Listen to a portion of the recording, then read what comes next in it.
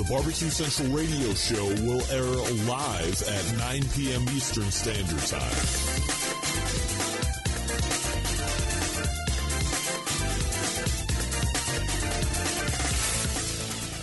So to get that perfect barbecue, you use wood. Are you sure it's safe? Whatever. We put the lighter fluid on, strike the match, and oh! Should we call the fire department? That might be a good idea.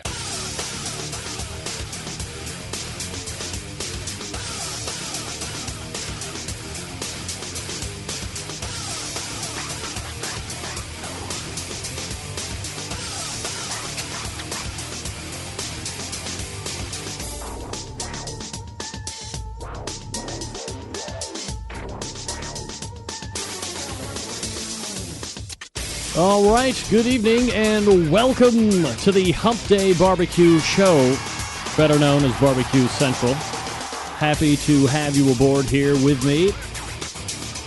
It's the show that talks about all things important in the world of barbecue and grilling. We broadcast live from the Rock and Roll Hall of Fame city of Cleveland, Ohio, rapidly becoming known as the barbecue capital of the North Coast. I'm your program host, Greg Rempe. Happy to have you aboard here. As I said, on your Hump Day. You want to jump in on the show tonight, more than welcome to do it. 877-448-0433. You can also email the show if you want to. Greg at thebbqcentralshow.com. Lots of great things going on tonight. We're going to change it up just a little bit in regards to typical Sunday format. We usually have Dr. Barbecue Ray Lampe running right off in the first interview segment. However, because of timing issues or, the ability to meet time, we are going to head immediately. He'll be second, is basically what I'm just trying to say here.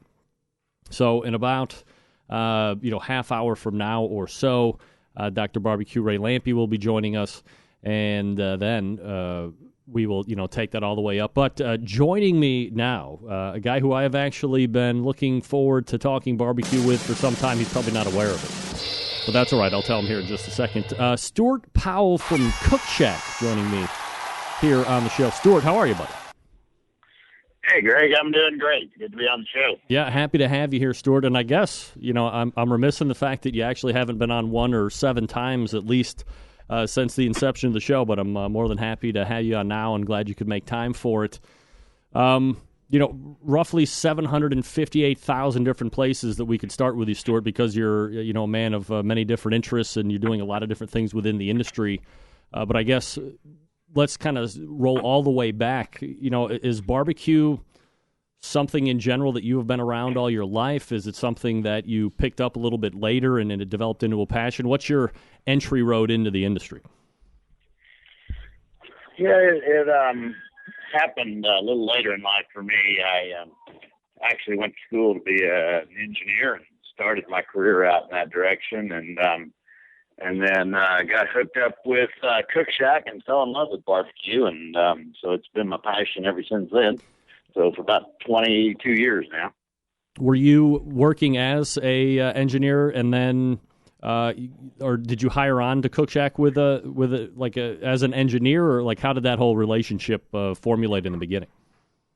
I actually I was working for Conoco at the time, really for an engineering company that worked for Conoco, but that's what brought me to Ponca City, and that's where I met the people from Cook Shack. Had moved on from Conoco over to an engineering job with a little company that makes central vacuum cleaners, and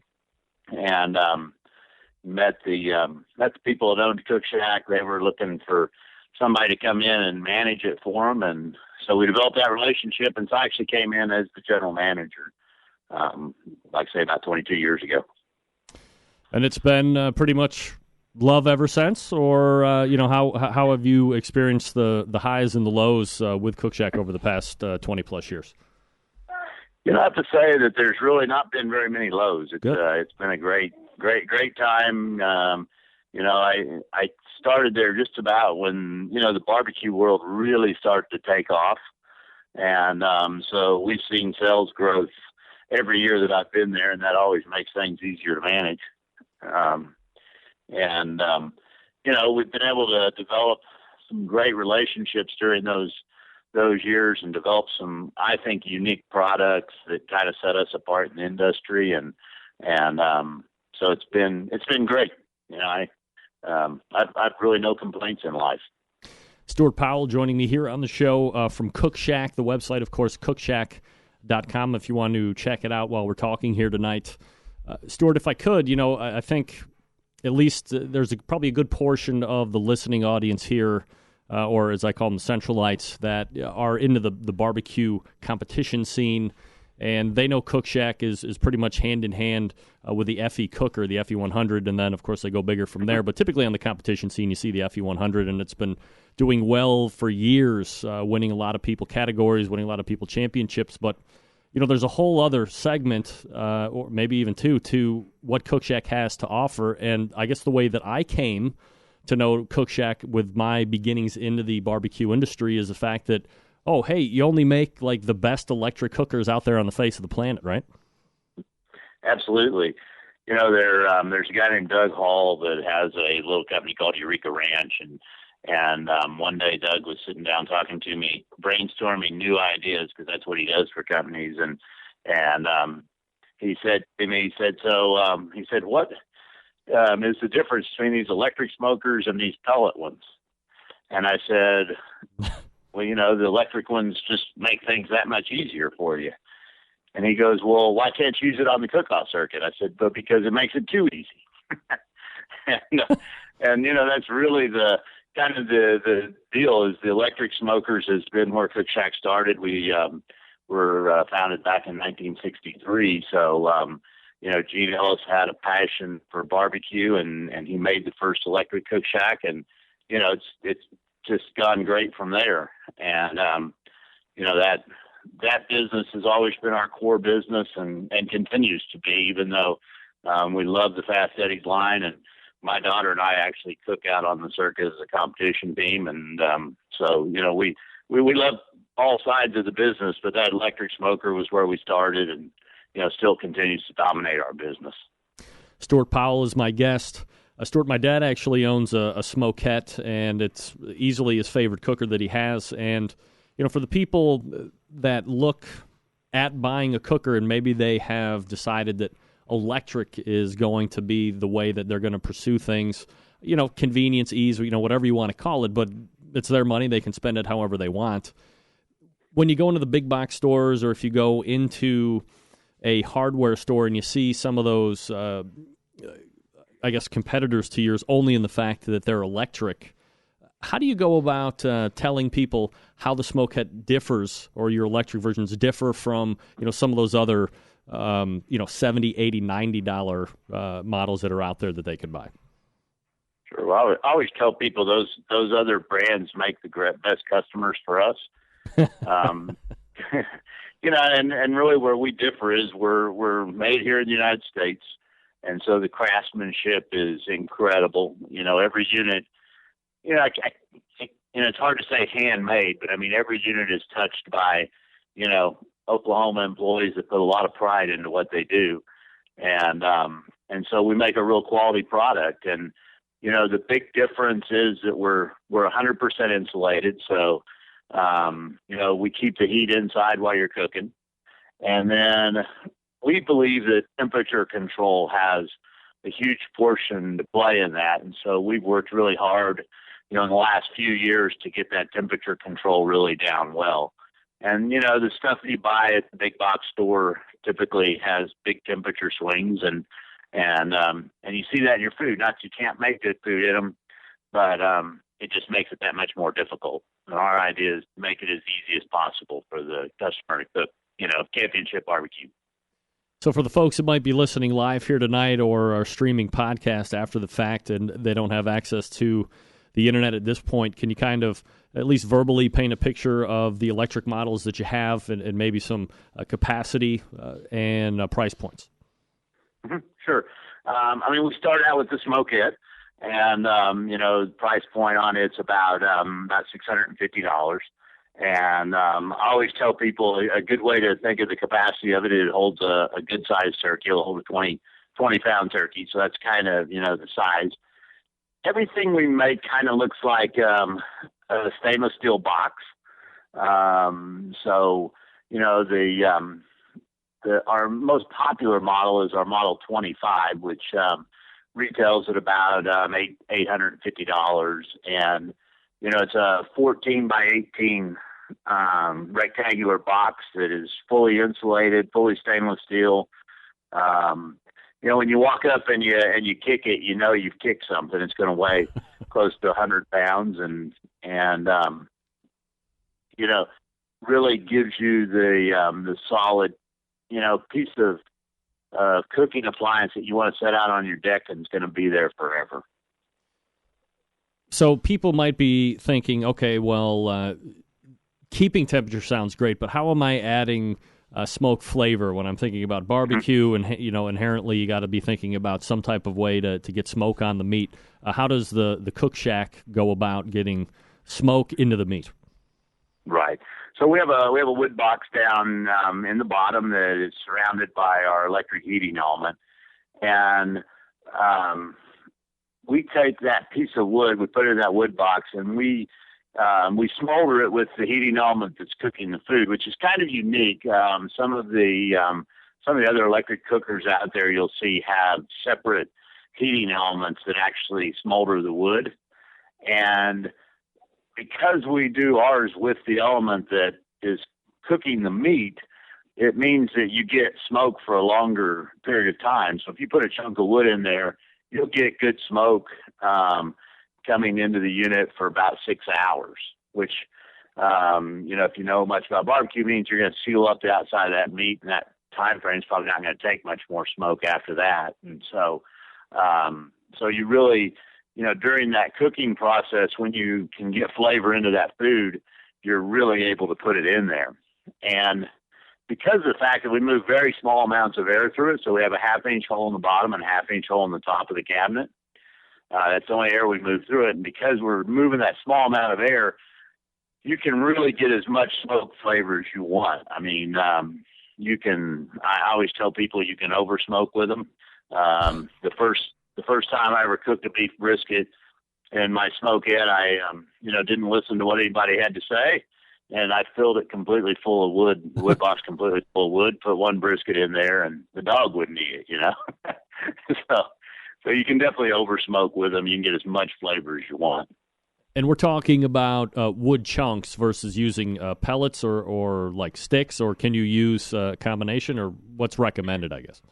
You can really use anything you want. As a matter of fact, one of the things I like about the electric smoker is to be able to get a variety of flavors. One of my favorite things to cook is prime rib.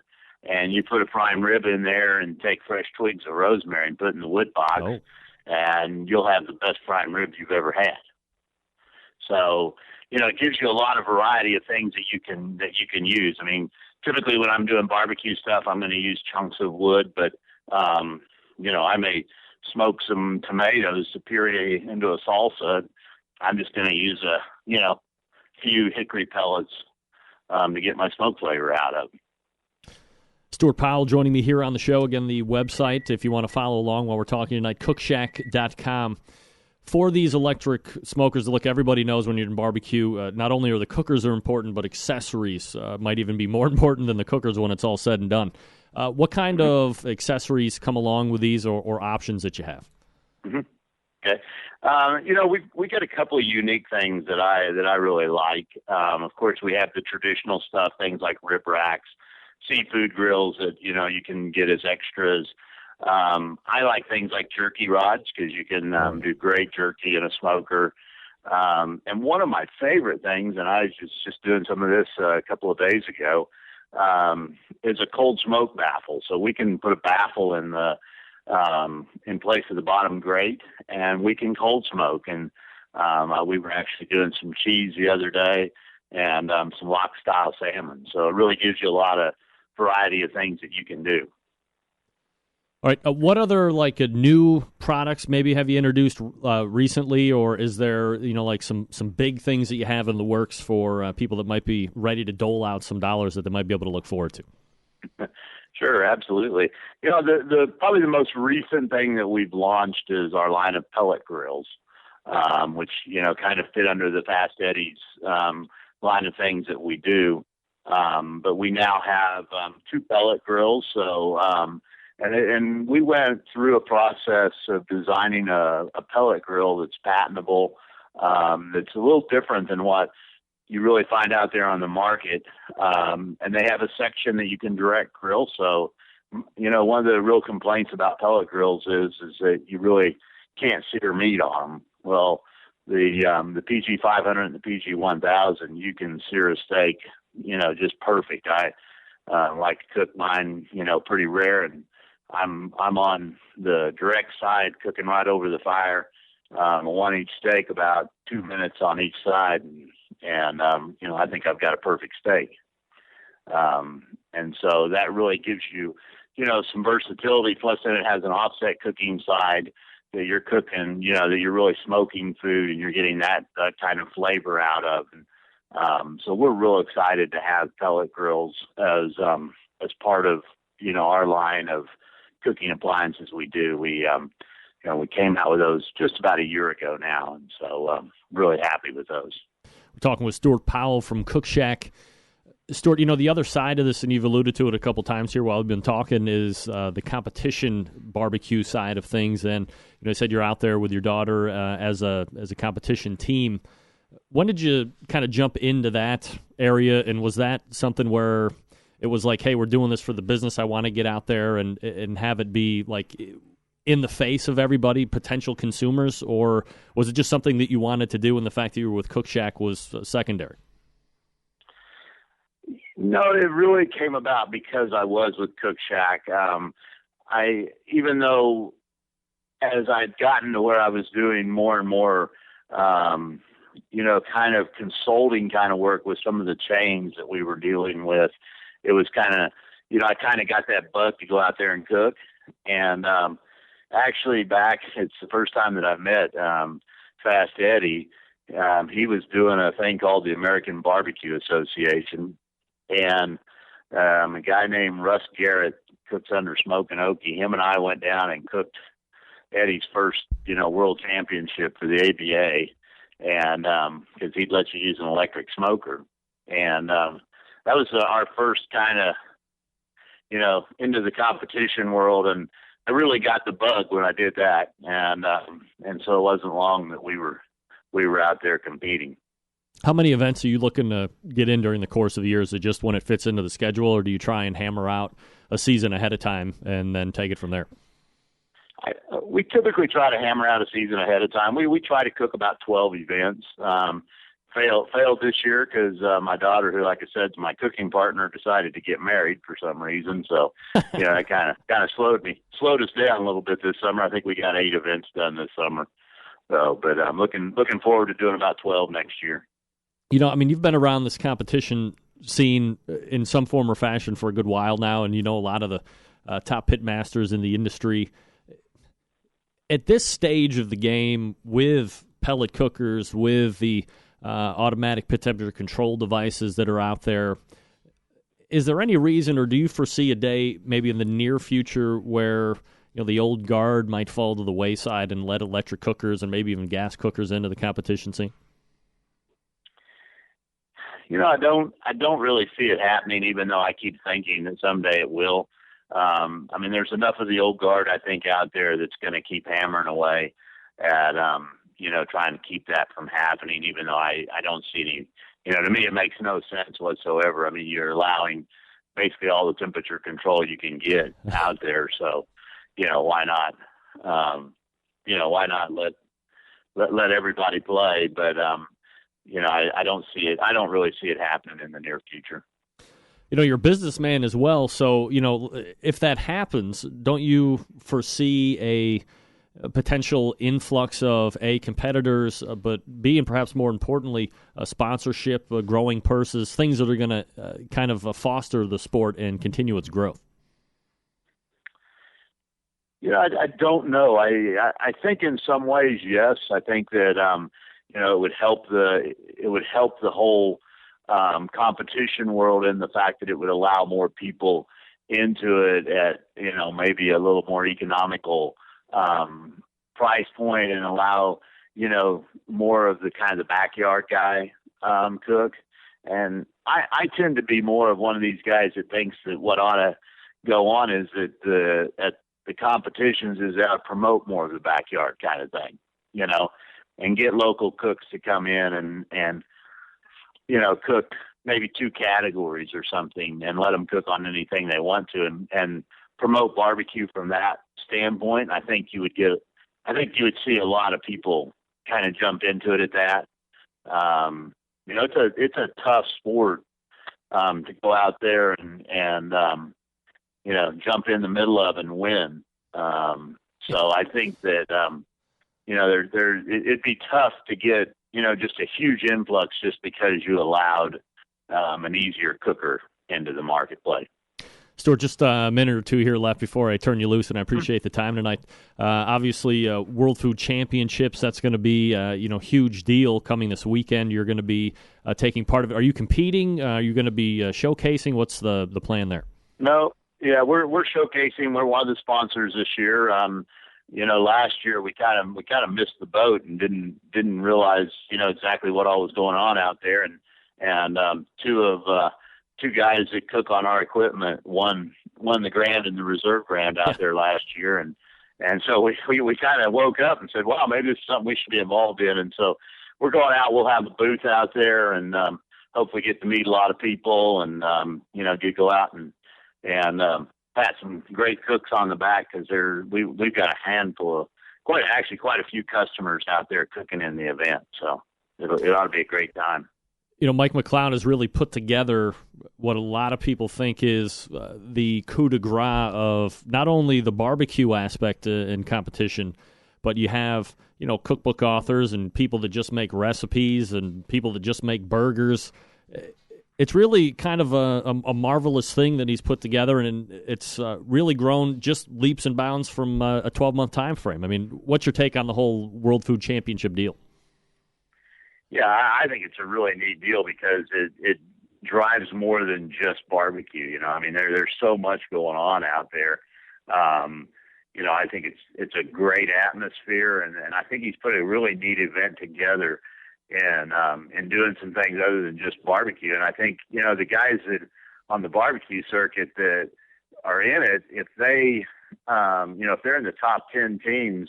The second round of that, they've got to cook something that's not a traditional thing for them to cook. And I think that makes things really interesting. I think it's fun to go out there and see some real trained chefs competing against, guys that cook every weekend that know everything there is to know about barbecue. Stuart Powell with Cook Shack. You can find it at cookshack.com. And if you're going to be in the Vegas area this weekend, why don't you stop by the Cook Shack booth, say hi to Stuart and everybody that's out there repping the good products that Cook Shack makes. Stuart, really appreciate the time tonight. Far too long to sit down the first time, so let's not wait so long again the second time. All right, great. We appreciate it, Greg, and look forward to talking to you next time. All right, there he is, Stuart Powell, ladies and gentlemen. Cookshack.com is the website. And really, if you think about it, then you should think about it. I'm going to be really rude here. I'm in the middle of cooking. Or cooking. Oh, geez. I don't know if we have microwavable popcorn. I don't know. Get that big stuff out of here. I was going to say, the pisser of this whole week is the fact that after tonight's show, close it down! Let's go home! This studio network is gonzo.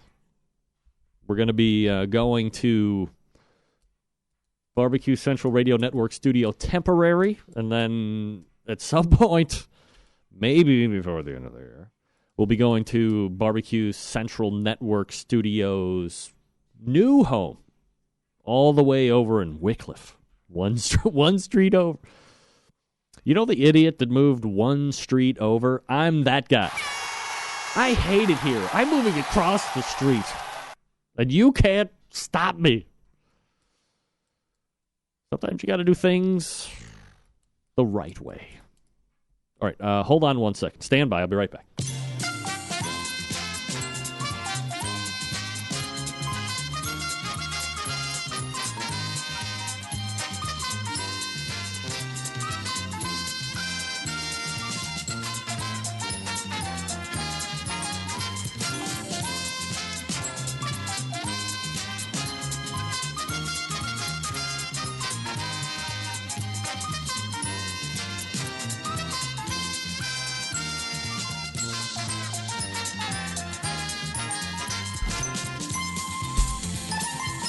All right, sorry about that. I had to get some water. It's going parched. Aside from moving out of the house, you have nothing in the damn house. Get that big stuff out of here.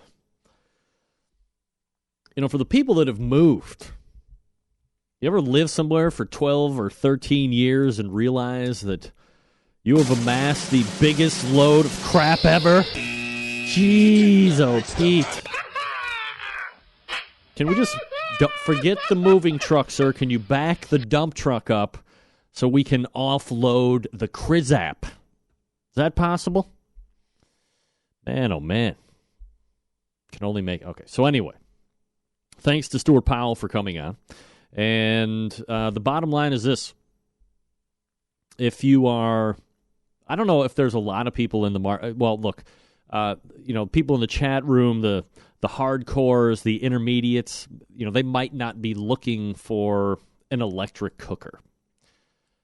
That's completely your prerogative. If you're looking to spend dollars and you don't want to mess around or purchase an electric cooker, that's fine.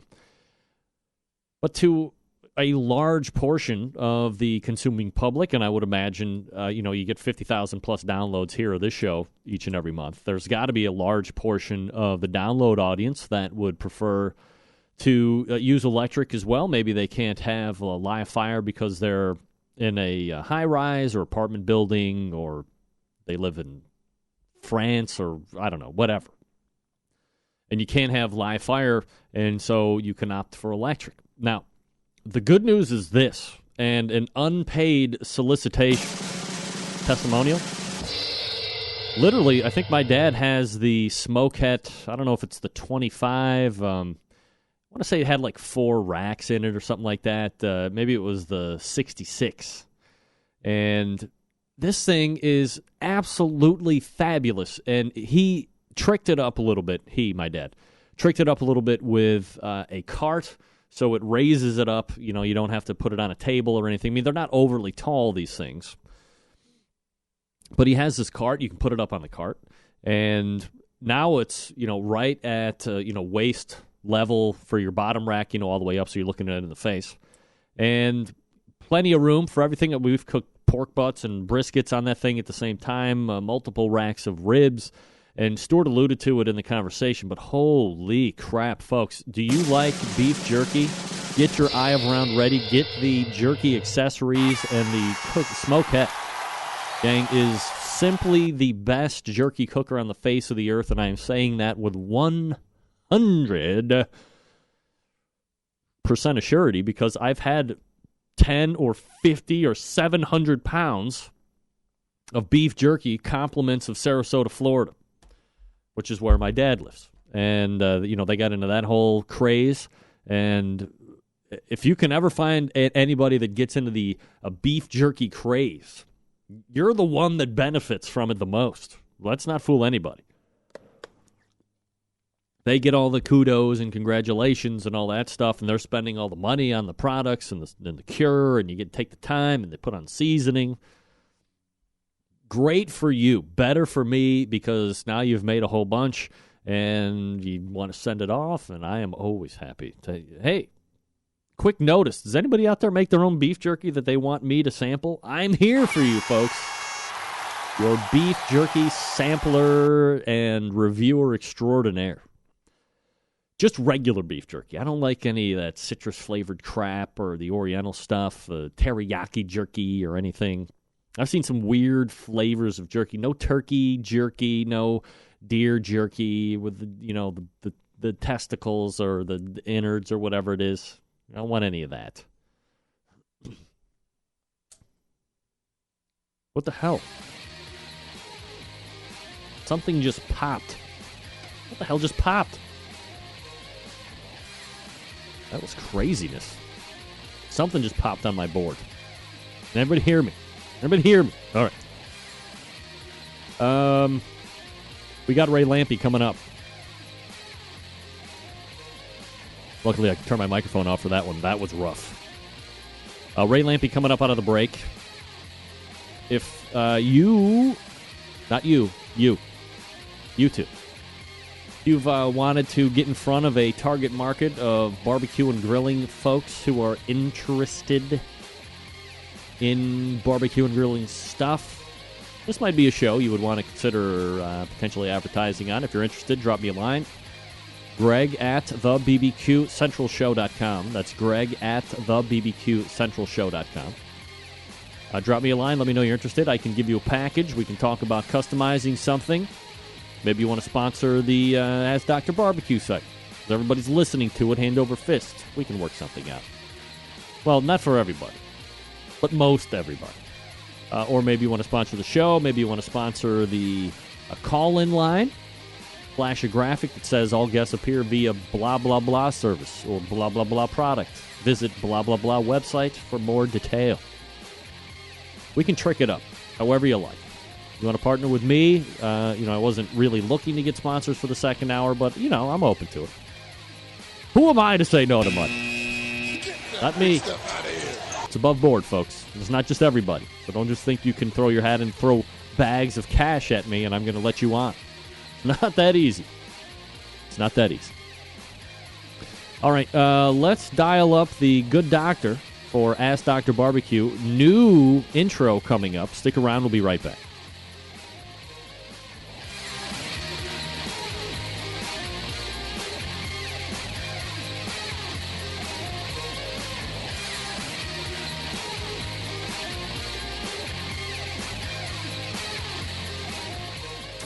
Broadcasting live from the Barbecue Central Radio Network studios in Cleveland, Ohio. You're listening to the Barbecue Central Radio Show. Once again, here's your host, Greg Rempe. All right, we are back. 877-448-0433. Greg at thebbqcentralshow.com. Thanks again to Stuart Powell from Cook Shack joining me this past segment, talking about his history with the company and how it has grown over the years. And, of course, he is competing on the scene. He'll be at the World Food Championships this coming weekend exhibiting. So if you're interested in seeing some of those products, make sure that you see him. And let's go ahead and give this deal a shot. It's Ask Dr. Barbecue.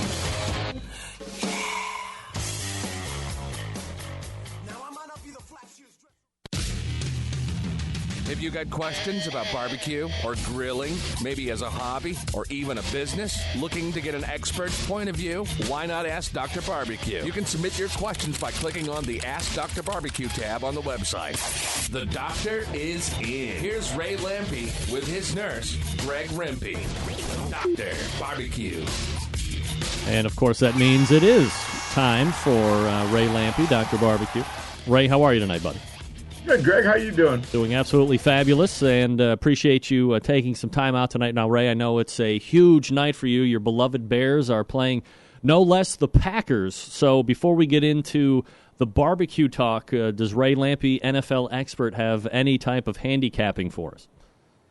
Bears, 86-2. 86-2. Oh, watch out. So you're saying there's going to be a safety somewhere. We're going to see a safety. Yeah. Yeah, just for kicks, That's the old the Bears joke. Yeah, why not? Got to love a safety. I mean, my favorite play in football, I think, is the safety. So, whether it's against my team, which, of course, I would hate, I don't know. I've always been a big fan of the safety, and it's very exciting for me. I don't know why. Oh, it is an exciting play, no doubt. But, yeah, man, Bears-Packer game, it's like, this is the oldest rivalry in the NFL. These guys invented it, man, and the hatred has been there forever. I always remember when the Bears signed Ditka, Forrest Gregg, who was an old Packer, was coaching the Packers, and they hated each other. I mean, it was no secret at all. They basically, just flat didn't like each other forever, and they probably don't like each other now. Ray Lampe joining me here on the show. Ask Dr. or DR, AskDRBBQ.com is the website you can go to if you want to submit questions for this segment that we do each and every week. You can also visit Ray on his own website, DRBBQ.com. Ray, before we get into the questions tonight, obviously, big weekend coming up. Well, I guess on many fronts, but the biggest one, I guess, by all accounts, would be the World Food Championships. Obviously, something you're going to be taking part in as well. So I guess twofold. What are you going to be doing there? And in general terms, how big of a deal is the World Food Championships, not only in the barbecue market, but just in the food market in general? Well, I think it's big already, and it's going to be huge. I really believe this. Last year when I first heard about it, I sort of reached out to the guys at Tribe, and I've done some work with them before, but I told them I wanted to be part of it. And last year was the first year, and it has come so far. The second one hasn't even happened. It's amazing how far this has come. I mean, the people that are coming, the interest in the thing, how organized it is. I can't wait. I'm really looking forward to it. I was a big fan before it ever happened. I can't believe how far this thing has come, and they're going to shoot a TV show there this year. I can't believe how big it's come in, frankly, 1 year. I think Mike McLeod really had a vision of how he was looking. You know, I had talked with him off air about things regarding this show, and he said, "Look," and I think he took he had obviously a plan when he was telling me about it, but he said, "Look, you got to diversify. You know, we are with KCBS, we are with barbecue, but in the bigger picture, you don't really want to exclude a lot of people." And I think with how he has chefs and people that make recipes and people that make winning hamburgers and all this other stuff, a chili, and it's all inclusive. And oh, by the way, if you make it all the way through to the end, all these different people are going to be going against each other to see who comes out and reigns supreme. I mean, it's real. I'm not kissing his ass, but I mean, it's really a great idea and concept, and what has turned into a really big deal just one contest in. Yeah, I think Mike and his people have had the context. But they deliver for these people. The Sam's Club tour and all that stuff that they've done, it's all good stuff. They're delivering for these partners, so the partners are listening to them. And frankly, I think it was just flat a great idea, like you said, that we would have all this. The final table is a plate of barbecue, a bowl of chili, a burger, a sandwich. I mean, it's just a really great idea. But what I'm seeing happen, barbecue and chili exist. Okay, those circuits exist. The people exist. We know who they are. That's fine. It's a nice part of it. But there is no circuit for burger cooking. There's no circuit for the bacon world championship. There's no circuit for sandwich. But you know what? I think there's gonna be. And the other thing that I've seen is Beth Peterson, who I'm doing all these things with, the Cook Up Before Kickoff tour right now for Tribe. Beth is one of these girls that enters recipe contests around the country. Well, she has a bunch of friends, and they are so excited about this thing because they have never had a place to go where they can all come and be there and be part of it. I mean, you're just seeing layer after layer, and now we've got some impressive celebrities coming that just heard about it, frankly, and nobody's getting paid a pile of money for coming. And I think what you're going to see, the burger circuit grow into something to feed it. The sandwich world, the recipe thing is going to get bigger. And I think you're going to see a bunch of food celebs coming just for fun. If you ever go to South Beach Food and Wine Festival or New York, there's a whole lot of food celebrities there just for the fun of it and the party. And I'm one of them, and I'm happy to go. And this is going to turn into that. I really believe it. When you have the potential of all of these different circuits, as you said, possibly fostering some interest and maybe growing into their respective circuits, do you see it cutting in at all on a barbecue scene where you have for instance that lady that Erin Evanson that won the Build a Better Burger contest? I think it was like middle of July. Now, Sutter Home sponsored it, and obviously that's a wine, a vintner, and they have deep pockets. But she won $100,000 for a hamburger. It wasn't like the overall purse was $100,000. She banked $100,000. Do you see some of these other potential circuits growing up and having bigger purses than barbecue? That's my biggest bitch about competition barbecue is, as a cook, nobody knows better than you, Ray. You invest a lot of money for some pretty shit in return. Yeah, I was in Alabama this weekend actually talking to Don McLemore, who is Big Bob Gibson's. The Big Bob Gibson's, the heir, the guy that actually has been running it for 30 years. And we were talking about first time I met those guys. Don was at a cook-off in Nashville called Nashville Shores. Arlie Bragg put it on. I don't know when it was, probably the mid '90s, probably '95. And it was on Easter weekend, but the purse was $10,000. And that was a big deal back then. So, we've seen it grow to where it is now, but I don't think we've seen the end of it. However, I think it's two things. I think okay, there's $300,000 at the World Food Championship, and the barbecue only gets about 50 of it. But I think that purse will be $1 million within a few years, and barbecue will be, a quarter of that. I think it will, you know what I mean? I think it's going to help it. Something like this, a little bit of competition for the barbecue world. And frankly, instead of just a bunch of guys that look like me out there, in overalls, the recipe people, they don't look like us. They're cute, man. They're, it's a bunch of young women that are looking good. A lot of interesting chefs and guys that can fly in. The guys in Burger was a really interesting crowd last year. It was guys that run burger joints and food trucks and stuff. Well, they could fly to Las Vegas and, figure out a way to get what they needed and compete. They didn't have to bring trailers full of stuff. So I think it complements it. I think that's really going to be the ultimate answer. I think the combination of all these together is going to be good for everybody. We're talking with Ray Lampe for his weekly Ask Dr. Barbecue segment, drbbq.com, or if you want to submit a question, askdrbbq.com. You can email it over to me or Ray, and we'll answer it here on the show. So all things considered, Ray, very excited for World Food Championships, I am ascertaining. I really am, and I'm just going to judge, really, and just kind of schmooze around, and I'll jump in. I think the world of the people there, Mike McLeod and his team, and I'll help them any way I can, and they know it. That's part of the reason I'm going early. But at this point, I'm just judging on Saturday, and that's fine. But it's going to be fun because this year it's downtown, too, so it's going to be a lot more sort of neighborhoody. Everybody's staying in them hotels right there on Fremont Street, and I think it's going to I just can't wait. Yeah, I'm really excited about it.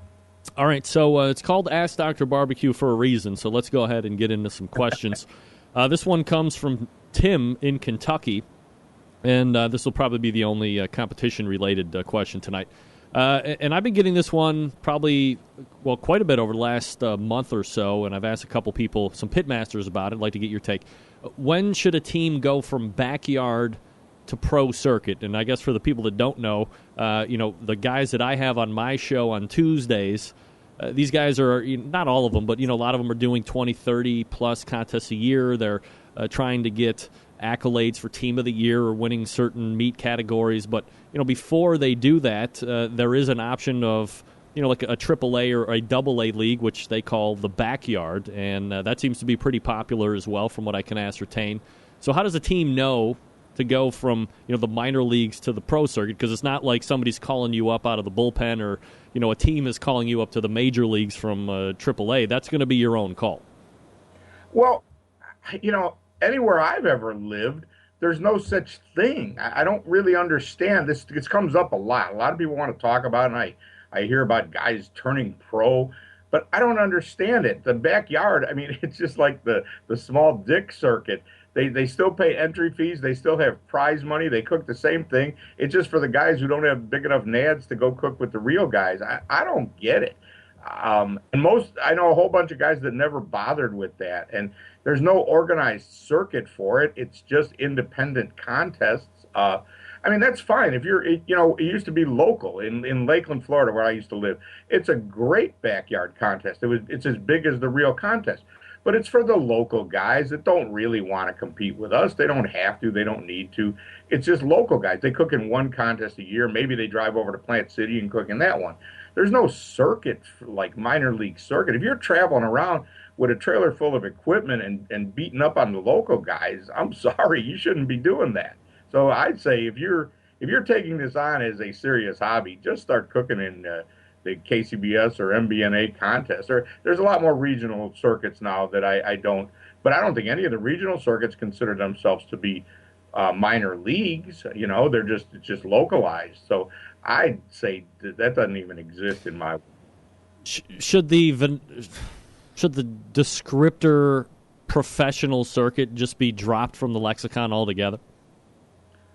Well, I think it is. KCBS doesn't use that. Honestly, when I started KCBS in 1991, there actually was two criteria. There was, I think it was backyard and pro. It never really got defined because it was so new. It had to do with restaurants, I think, or something at the time.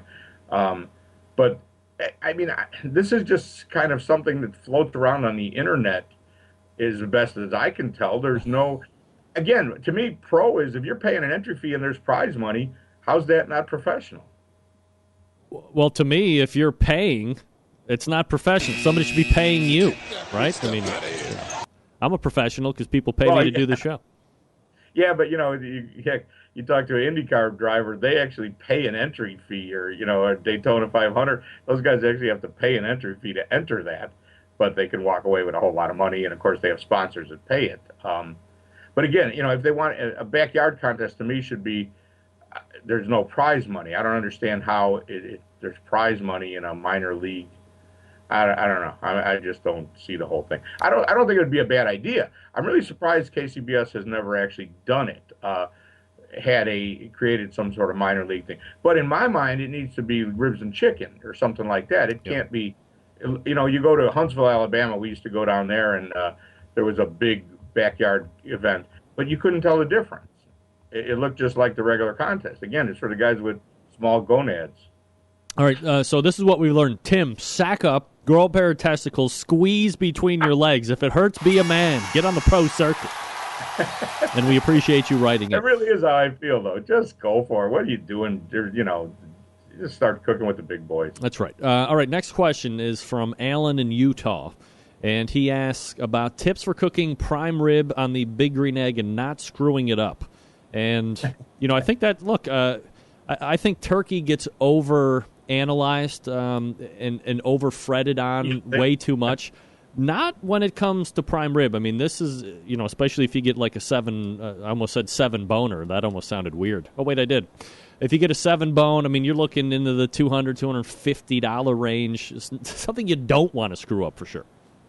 Yeah, definitely. Well, like so many things, it's about getting it cooked just right. If you overcook it, man, you have screwed up in my world. Unfortunately, you got the 7 boner, and you got a bunch of people. Some like it rare, some like it well, some like it in between. It's kind of hard. If you really, I would never cook a whole one because for a couple of reasons. For one, it's going to be hard to get something to cook evenly. Anytime you're going to cook something, the goal is to cook it evenly. Now, forget barbecue. Barbecue, we're going to cook forever, cook it to 200 degrees. But when you're talking about a roast or something that you want to cook properly to the right temperature all the way across, like a chicken breast is a good example. When you get one that's big, thick on one end and skinny on the other, you pound it out because you want it to cook evenly. So the big whole roast to me is a problem to cook evenly. But there's another reason. I want to be able to serve some of it medium and some of it rare. And so that way I can cheat a little bit and have one more for the well-done people and one for the more rare people. Cook the whole thing, just cut it in half. And there's always people that like the end cuts as well. So for one, I wouldn't cook the thing whole. It looks pretty, but it doesn't cook properly. Now, how to get it done just right? It really isn't, it's as many times I get mad at guys because they want to make everything an engineering project, but cooking a prime rib kind of is. For me, I will take it out of the fridge. I don't like cooking them with the bone on. I like eating it with the bone on, but it just doesn't cook properly.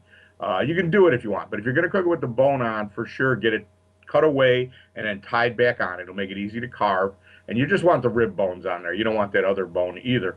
And then let it warm up. Let it sit on the counter for an hour before you put it on, because you want those. The problem is it won't cook even. Same thing. You want it to cook even. By that bone, it won't cook even if you don't let it warm up for an hour. Put it out on the counter.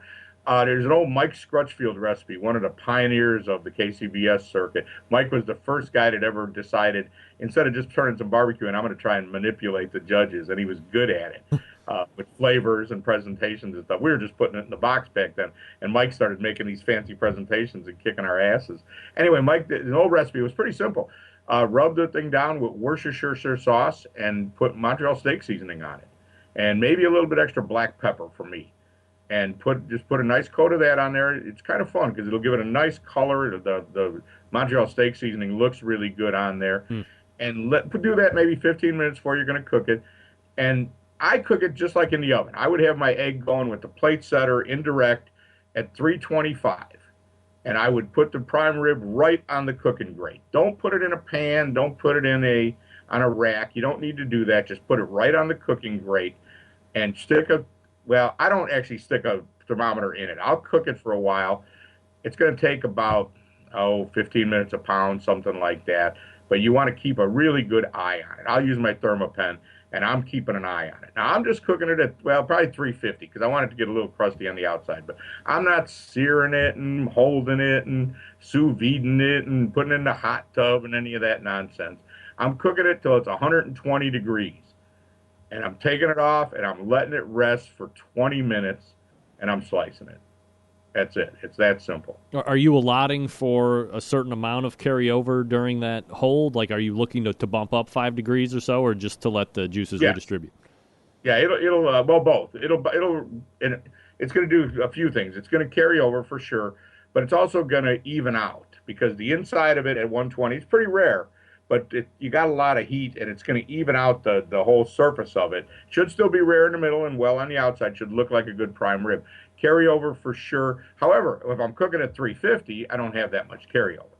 Now, if you decide to cook it raise it up to 500 degrees at the end, thinking you're going to get it crusty, you're going to get more carryover. If you want to smoke it, you won't get much carryover at all. But I wouldn't. I don't care for that. I like to cook it just like it in the oven. I want it medium rare, and I want it a little bit crusty on the outside. The concept of somehow blistering the hell out of it and getting it all crunchy on the outside, nice idea, but there's a good chance you're going to overcook it. I don't see any reason to do that. I mean, so for me, cook it right just like in the oven, take it out at 120. Those and 120 dead smack in the middle. Now, I've let it warm up for an hour before I cooked it. 120 dead smack in the middle, let it rest for 20 minutes, 30 even, and you will have medium to medium rare. And you'll have plenty of stuff on the outside that people want. As much as I like it rare, most people don't like it as rare as I do, and it's nice to have assortment. Ray Lampe in the middle of Ask Dr. Barbecue. It happens each and every hump day. drbbq.com is his website. AskDRBBQ.com if you want to submit a question. Next one in from Terry in Hollywood. Maybe he's a movie star, or she. Ray, what are your favorite homemade rub recipes? Oh gosh, I mean, I make them. I don't know that I can't tell you the last time I made someone else's. I get a lot of. There's one on my website that was from my first book that people really seem to like.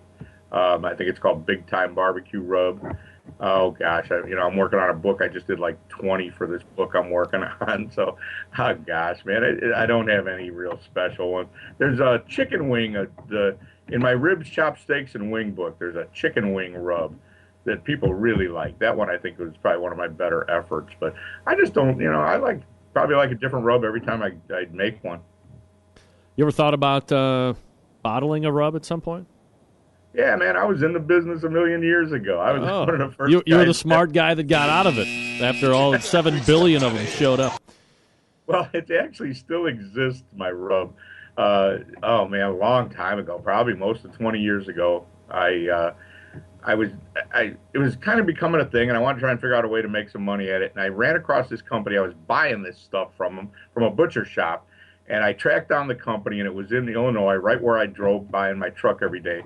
And I stopped in and talked to them, and I found out I could buy this stuff. It was a private label thing. It had a number, and I could buy it, and they would sell it to me 10 cases at a time. And at the time, it was like $18 a case, and I could buy, so for $180, I could buy a whole bunch of rub, and they would put my label on it. So it was more trouble to get the labels than it was the rub. And they made it in these shakers, and I sold it. It was Bone Smokers Big Time Barbecue Rub, and I sold it for years. And then I really didn't want to do it. It's got a bunch of MSG in it. It's like very much like a lot of the barbecue rubs that are popular right now. But I just didn't care that much about it because it wasn't really my product, and I would make a little money on it. It wasn't a big deal. But Mike from Hawkeye's Barbecue, those guys have sold it for years, and sold a lot of it. And then they quit having it in shakers available to me. And I said, well, what am I going to do? I'm not going to bother picking it home, putting it in my bathtub in the shakers. So I was going to quit selling it. And I could get it in 10-pound bags. And Mike said, well, let's just keep selling the 10-pound bags. And so we do, and it won't go away. It's the product that won't die. Now they upped it to 250-pound minimum, and we're like, forget it. We'll finally quit selling it. Well, we got enough calls from people that wanted it still, and so every now and then we'll get the 250-pound batch, and if you go to Hawkeye's, I don't think it's even on the website anymore. You have to actually call Brett if you want to buy a box. But it still exists. So I've been in the business. I'm out of the business, except for that one product that won't die. Oh, I don't know. I'm actually thinking about it. I've got an idea for a different way to do it. I don't want to just have one more barbecue rub. I had a barbecue sauce for a while, too, and I had a 13 pepper blend. Wow. But it just, you don't make a lot of money on that stuff unless you really devote your life to it or get lucky. For me, I had better things to do. Yeah, me too. That's why I'm never getting into it. I'll just keep using the free stuff people send me. Thanks. Exactly. Right. Another question from Terry was, do you make soup? And if so, what's your favorite soup recipe? I do, man. It might be a loaded question. I consider myself a better soup cooker than a barbecue Really? cook. Oh, I love making soup. Yeah. There's a recipe that's a perfect opportunity to plug my new book. November 26th comes out, Pork Chop. Oh, there's a copy around here somewhere. And it'll be out November 26th, and there's a recipe in there for pork chop and noodle soup. And I'm telling you, it's really good. There's a bunch of soup recipes in my NFL book, too. I think I'm a great soup cook. Yeah, I'm way into it. Now, probably the one I'm most famous for, my family, my grandma, taught me how to make chicken and dumpling soup. But I don't make that much anymore. But I make macaroni and cheese soup. That's a recipe out of the NFL book. I make a the world's greatest crab soup, named by me, but and in the NFL book as well. So, yeah, I love making soup, and I think I'm a great soup cook. How difficult is the macaroni and cheese soup? That kind of I'm a big mac and cheese guy on many different facets, so to hear a mac and cheese soup, that kind of interests me.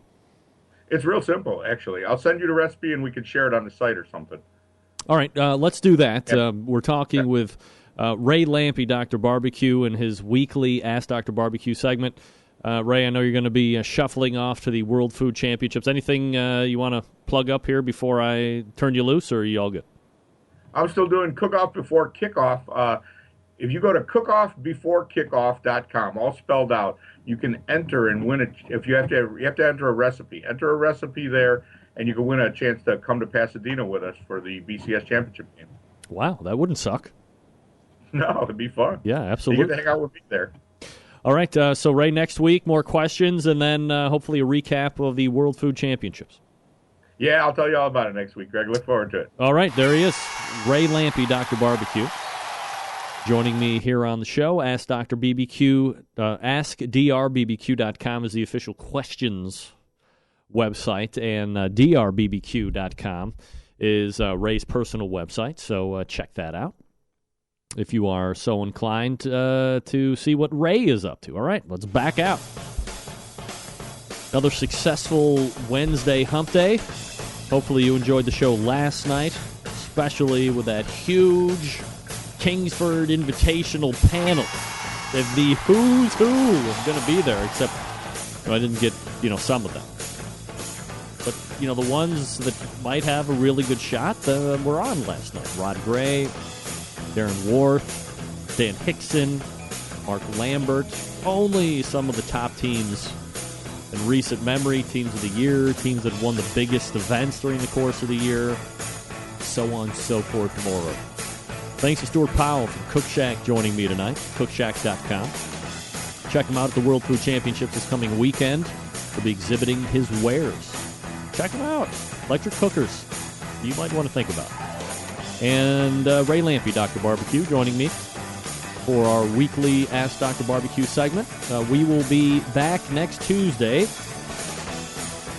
somewhere in Wickliffe, Ohio. And until then, September 11th, 2001, I will never forget.